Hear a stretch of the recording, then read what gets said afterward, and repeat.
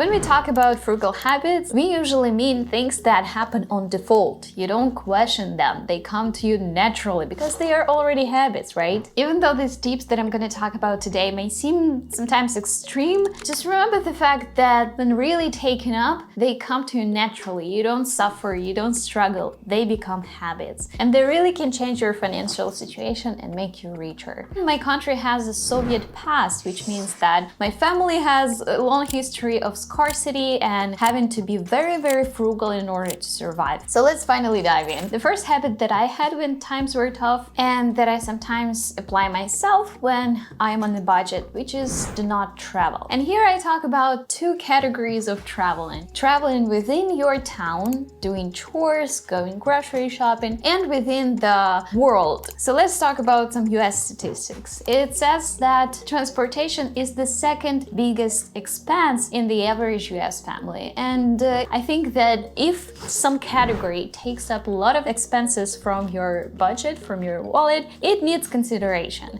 And there are ways to save money there. For example, you can batch your chores and go through the chores in the similar area at once. Or you can cancel some transportation expenses. For example, if you go to the gym somewhere really far away, maybe it's worth thinking about hiring a trainer online and doing sports at home. Think whether or not your car is frugal enough and justifies its use and its gas expenses. Not everybody needs the gigantic crossover when you can have just a smaller car, especially if your family is not big. And instead of going out somewhere really far on your car, you may want to choose having this time maybe with your kids and your family quite close to your garden, to the local park if you have one, or to just stay at home and find activities that you can do at home instead of going really far away for some entertainment. I know it can be hard to rethink your habitual things, especially when everybody around you acts differently. For example,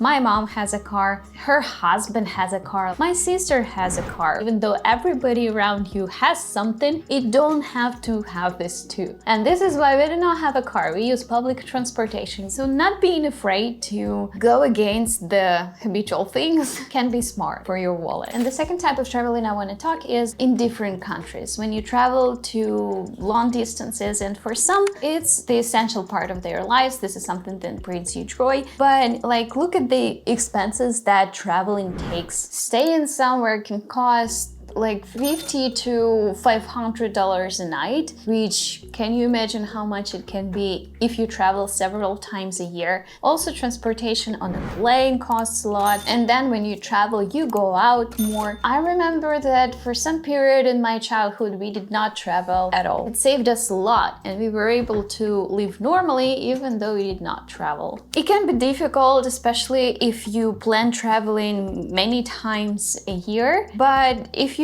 find out how much money you can save with it, you may want to consider ditching traveling as an entertainment. And even though you cannot refuse from traveling, I know it's important for many people, maybe you can think of traveling to closer places, maybe in your hometown, find different places in your hometown that you haven't traveled to yet, and maybe they will be even more interesting than somewhere far, far away. Like, I live in quite a big city, in my opinion. Even though I was born here, I've lived here for 25 years, I still can find some fun, awesome places here. The second frugal tip is to love yourself as you are. And I have a recent story that has taught me that really, really well. If you see this hair, you may notice that I recently changed my hair color. Oh God, if only I knew that a lot of new treatment and hair care come along with just dyed hair, I would have never done that. I mightly regret it because after lightening it up, I realized that I have to buy, well, I was told that I had to buy a conditioner, and I do now know why people use conditioners. I haven't even thought about this before, because hair gets so tangled and you cannot live without conditioners, and I have to use mask and I have to use special shampoo for dyed hair. If only I knew this all before.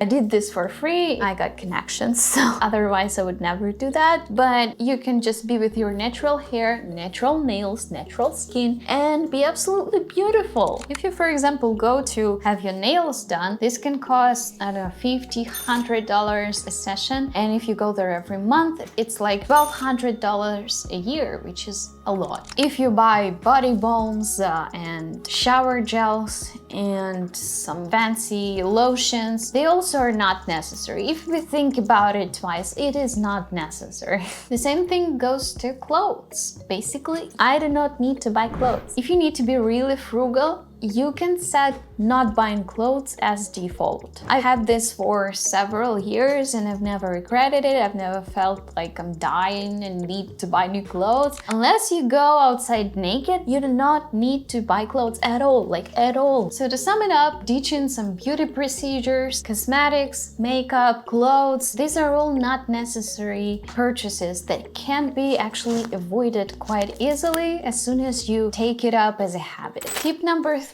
is about food. I don't know about you, but my biggest expense is actually food expenses. And it's not that we go out a lot, it's just the food that we buy for us to eat takes up the majority of my expenses for some reason. I know here how to save a lot, I really try. And it was not difficult because in my family, like throughout my whole life, it was not the norm to, for example, consume something like salmon or other expensive fishes like tuna. It was not a thing. Nobody was eating it in my childhood, so it was the norm not to eat that. Like nuts, nobody ate nuts except like walnuts that are cheapest here, and maybe sometimes peanuts, but it's also quite rare. It's just like a snack for beer, I don't know. But there are certain products that are higher in the range of the prices that can be absolutely replaced. When it comes to our tastes, it's our habits as well. We think that something tastes good because it tastes good, but usually it's because we are used to this type of food and this is why it tastes good. And maybe if it's worth it, rethink your menu and ask yourself what are the most expensive foods that I'm still buying that can be replaced, because basically everything can be replaced. Eating meat instead of 5 times a week, 1 time a week is completely normal for me. And it saves a lot of money because meat is a lot more expensive than, for example, potatoes. And potatoes are quite tasty as well. Bell peppers are expensive here. I mean, they are more expensive than tomatoes, for example. So instead of buying bell pepper, I buy tomatoes. Instead of buying salmon, I just don't buy it.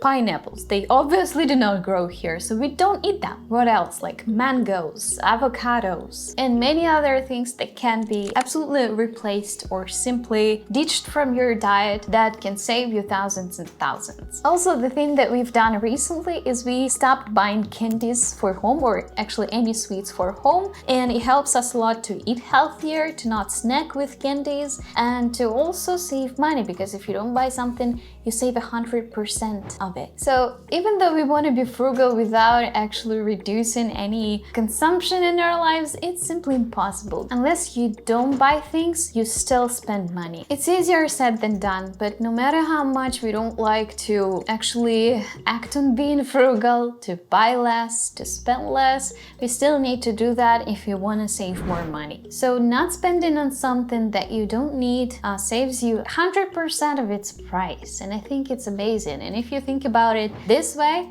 then it may be easier for you to stop splurging on things you don't need. Number 4 is tech. I think it's a big category that can be rethought, reconsidered at your home. Here you can work in 3 areas. You can avoid buying things that you don't need, avoid upgrading, avoid just spending money on it at all. Second, you can find ways to buy cheaper, for example, refurbished, used, etc. And 3, use your tech wisely, well enough so that it lasts you longer. And if we talk about avoid buying, there are things that we definitely do not need. Rethinking maybe the toaster, different kitchen appliances, blenders, mixers, etc. Air conditioning. Maybe take up a habit to ventilate your room with your windows open, and maybe then you will not need the air conditioner, but you can use just a fan instead, because you can open open your windows every night. We, for example, keep our balcony open the whole night because at night it is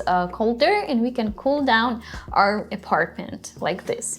Maybe this is something that you want to do just to avoid buying this expensive tag for temperature regulation at your home. Or a TV. It's absolutely not necessary. Rethink your other purchases. Like, do you really need to upgrade your vacuum cleaner even though the most awesome Dyson has just been released? When talking about saving money on tech, we can't avoid the topic of Apple products. You can simply buy something cheaper that works absolutely as good, if not better, than Apple. I do have an iPhone, but I mildly regret buying it. And when it came to my computer that I had to buy it or upgrade, I never search for Apple options here. Because if your iMac is broken or you want to upgrade it, you have to replace the whole iMac, as I know it. Maybe I'm wrong about it, but I have assembled my computer myself, and now if I want to upgrade something, fix something, repurchase, replace something, I can do it because it's assemblable.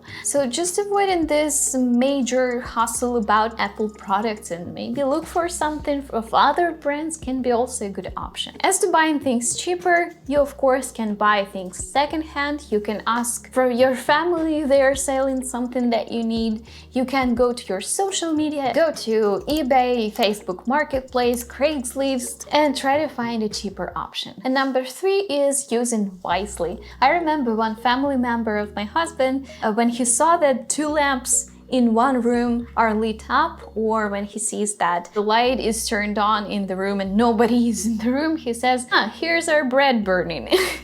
It's in our blood to just switch off the lights when nobody is in the room. And when you do all these steps like buying cheaper, not buying at all, and using wisely, you spend a lot less electricity than you would have if you didn't do all this. Number 5 is going out. For now, it's not even noticeable category in my expenses, but a few years ago, it was a huge problem. I really liked coffee out, but now as I don't drink coffee after lunch, I don't buy it at all, just for better sleep. And going out can be really big expense categories, I think. And here I propose 2 options. Not going out at all as a default. And second, if going out, then choosing cheaper options and not buying drinks and desserts. So when I was young, when I was a child, we never went out. Like, we never did that. It was our default that we don't go to restaurants at all. We don't order food delivery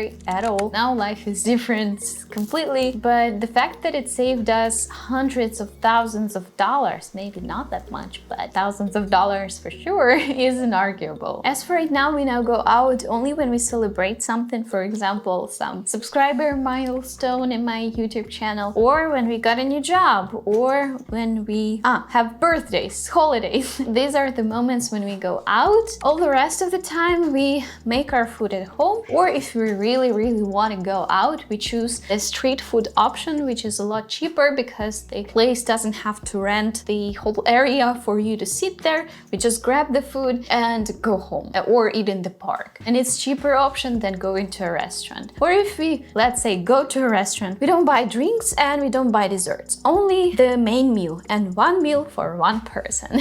This is an option that is good if you can't live without going out and it's really crucial for you, but it's an option that still can save you some hundreds of dollars. Honestly, now I'm really happy that I don't have to use the beetroot for my blushed cheeks as my mom did when she was young, but there are still some wise things that we can use from past, and if you like this topic, I can uncover it more. For me, it's not only money that makes me rich, but it's also the abundance of time at my disposal that I can control. And if you're interested in saving more time in your life, make sure you also watch this video because it talks about this exactly. And have the most wonderful day. Goodbye.